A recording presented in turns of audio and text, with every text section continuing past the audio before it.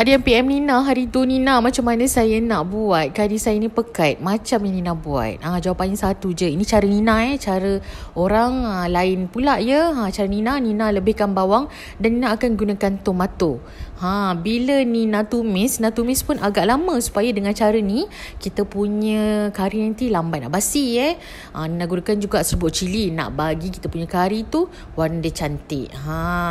Untuk kaedah letak air lepas tu keringkan ni nak buat sampai 3 kali, barulah nak tambahkan tomato, letak air, keringkan lagi sampai tomato tu jadi lembek dan kita punya agak dah menggaring, barulah nak tambahkan santan terus.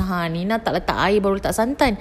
Nina letak santan dulu, pecahkan minyak dulu baru nak tambah air supaya cara nak akan membuatkan kita punya kari kita santan dia tak pecah. Okey, tu antara tipsnya lah. Anda boleh cuba kat rumah, okey. Tapi nak pesan ni cara Nina tau. Lain orang lain cara, anda boleh tanya juga orang lain, okey. Itu sajalah untuk kali ni, semoga bermanfaat.